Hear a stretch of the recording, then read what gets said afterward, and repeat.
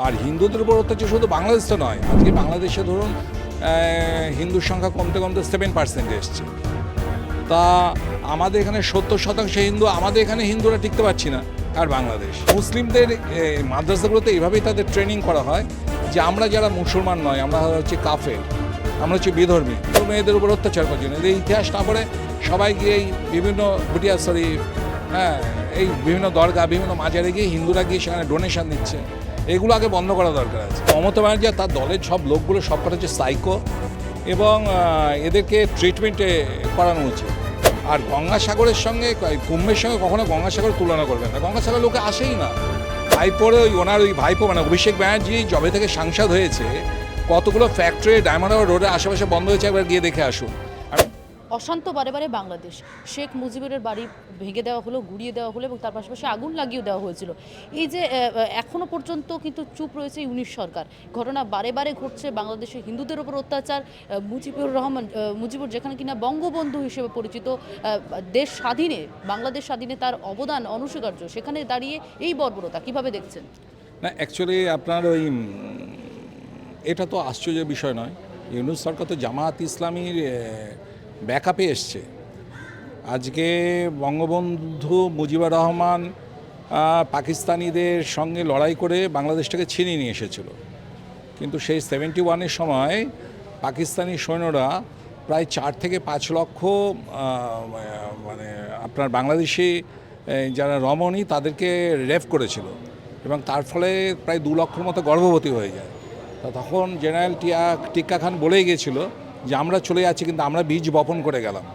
তারাই পরবর্তীকালে পাকিস্তানের আবার এখানটায় মানে পাকিস্তানপন্থী করবে বাংলাদেশকে। তা সে তখন ধরুন 71 মানে এখনকার সেসব যাদের এসেছিলো, সে পাকিস্তানি সৈন্যদের রেফের ফসল যারা, তাদের বয়স তো এখন প্রায় 51-52 বছর, 54 বছর মেবি বা 53 বছর, এবং তাদের এই পরবর্তীকালে ওরা তাড়াতাড়ি বিয়েই করে। তাদের এই বংশধরদের তার 20-22 বছর এরকম প্রচুর রয়েছে। তা তারা ডিএনএর মধ্যে ওই পাকিস্তানি রেফের ফলে যে পাকিস্তানিরা জন্মেছে আর কি, তারাই এখন পুরো বাংলাদেশকে কন্ট্রোল করছে, এবং তার ফলে এই বিভীষিকা অত্যাচার হিন্দুদের উপর। আর হিন্দুদের উপর অত্যাচার শুধু বাংলাদেশ তো নয়, আজকে বাংলাদেশে ধরুন হিন্দুর সংখ্যা কমতে কমতে 7% এসছে। তা আমাদের এখানে 70% হিন্দু, আমাদের এখানে হিন্দুরা টিকতে পারছি না। আর বাংলাদেশ, তাই না? এখানে বাংলাদেশ, এখানে হিন্দুদের কী অবস্থা দেখুন না, মুসলিমদের অত্যাচারে আর এই তৃণমূলী জিহাদি সরকারের পৃষ্ঠপোষকতায়।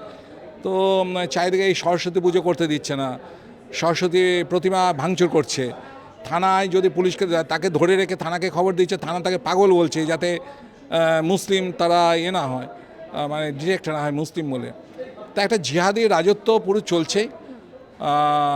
এটা অ্যাকচুয়ালি যে মুসলিমদের মাদ্রাসাগুলোতে এইভাবেই তাদের ট্রেনিং করা হয় যে আমরা যারা মুসলমান নয়, আমরা হচ্ছে কাফের, আমরা হচ্ছে বিধর্মী, আমরা জান্নাতে যাব না, আমরা জাহান্নামে যাব।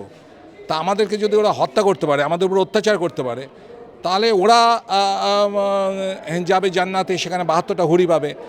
এখানে হিন্দুদের সম্পত্তি, হিন্দুদের মহিলারা হচ্ছে গনিমতের মাল। এগুলোই ওদেরকে ট্রেন করা হয়, ব্রেন ওয়াশ করা হচ্ছে ছোটোবেলা থেকে এইরকমভাবে। তো একটা জিনিসকে বারবার শেখানো হয়, তো ন্যাচারালি সে তো এইরকম হিংস্র হবেই। তা আজকে সারা পৃথিবী জুড়ে কেন এইটা হচ্ছে যে ইসলাম ভার্সেস রেস্ট কেন? এটা তো সে হান্টিংটনের থিওরিজে তো আসছে যে টোটাল ইসলামিক যে নেটওয়ার্ক রয়েছে, তা সেটা বাংলাদেশি হিন্দুরা শুধু না, আমাদের এখানকার হিন্দুরাও তার কবলে পড়ে রয়েছে। আজকে জোর করে রোহিঙ্গাদের এখানে ঢুকিয়ে দেওয়া হলো, তাদের ভোটার লিস্টে নাম তোলা হলো, এখানে ইনফ্লাক্স বাড়িয়ে দেওয়া হচ্ছে। বাংলাদেশি ইনফ্লাক্সের ফলে পপুলেশন গ্রোথ বেড়ে গেছে। 4টে উপায়ে মুসলিম সংখ্যা বাড়িয়ে দেওয়া হচ্ছে ওয়েস্ট বেঙ্গলে। একটা হচ্ছে বাই প্রোডাকশান, একটা হচ্ছে বাই ইনফিল্ট্রেশন, একটা হচ্ছে বাই অ্যাবডাকশান, মানে হিন্দু মেয়েদেরকে তুলে নিয়ে গিয়ে লাভ জিহাদের মাধ্যমে তাদেরকে জোর করে বিয়ে করা, তাদের পেটে মুসলমান বাচ্চা জন্মানো, আর হচ্ছে বাই কনভার্সন।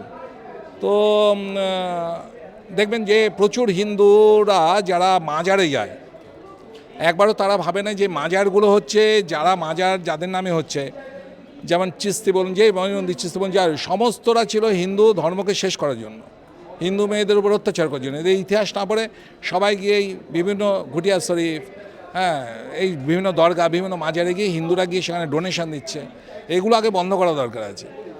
আচ্ছা, আরও একটা বিষয় যেখানে দেখতে পাচ্ছি মহাকুম্ভে বারবার বিপর্যয় ঘটছে। আজকে অগ্নিকাণ্ডের ঘটনা ঘটেছে, যেখানে শাসক দলের তরফ থেকে বলা হচ্ছে গঙ্গাসাগরে আমরা এত শৃঙ্খলার মধ্যে এই গঙ্গাসাগর আয়োজন করেছি, রাজ্যের মন্ত্রীরা তাবড় মন্ত্রীরা সবসময় লক্ষ্য রাখছেন, বিষয়গুলি দেখেছেন, সেখানে শুধুমাত্র উত্তরপ্রদেশে প্রচারই সার, কিন্তু কোনো রকম কোনো শৃঙ্খলা নেই, মানুষ মারা যাচ্ছে, অগ্নিকাণ্ডের ঘটনা বারে ঘটছে, কি বলবেন?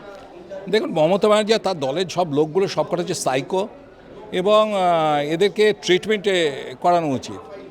আজকে ধরুন আমরা সবাই মিথ্যা কথা বলছি, আপনার স্যাটেলাইটের পিকচার যেগুলো আসছে কুম্ভে, তাতে তো লক্ষ লক্ষ কোটি কোটি লোক, আজকে কোথায় কোটি কোটি মানুষরা পুণ্যার্থীরা তারা গঙ্গাসাগরে যাচ্ছে, সারা পৃথিবী থেকে মানুষরা আসছে, শুধুমাত্র হিন্দুরা নয়, যারা খ্রিস্টান আছে, যারা মুসলিম আছে বাইরের, তারাও সবাই আসছে। তো 144 বছর পরে এই প্রথম এই কুম্ভ মেলায় এই পুণ্য অর্জনের জন্য সকলে আসছে।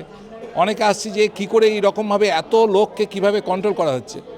সেখানে যে একটা দুর্ঘটনা ঘটলো, এই দুর্ঘটনাটার পুরোপুরি একটা স্যাবোতেজ হয়েছে, নাশকতা হয়েছে। অলরেডি আমাদের উত্তরপ্রদেশের যোগী প্রশাসন 16,000 মোবাইলেরকে সার্ভিলেন্সে নিয়েছে, যে এটা কারা কারা, তাদেরকে কিছুদিন ওয়েট করুন, ধরা পড়ে যাবে কারা এই হাদসাটা ঘটিয়েছে, কারা এই দুর্ঘটনা ঘটিয়েছে।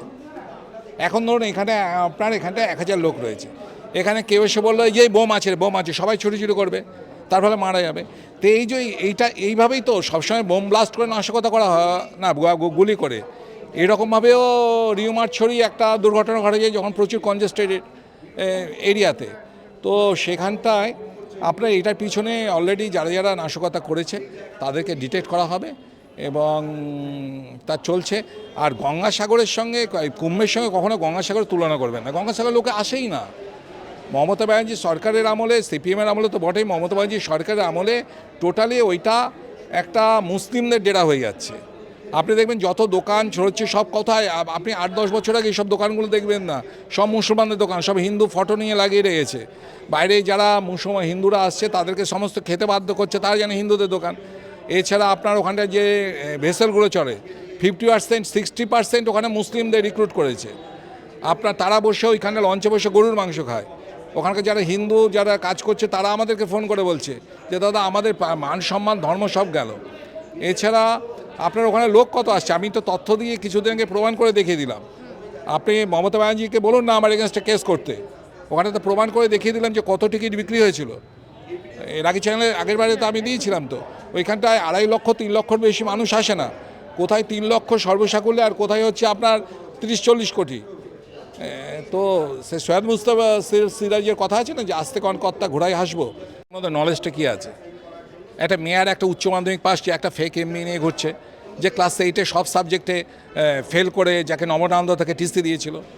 ওর কাছে কি ভারতের সবাই কি অর্থনীতি শিখতে আসবে নাকি? ওর কথা একদম বলবেন না আমাকে।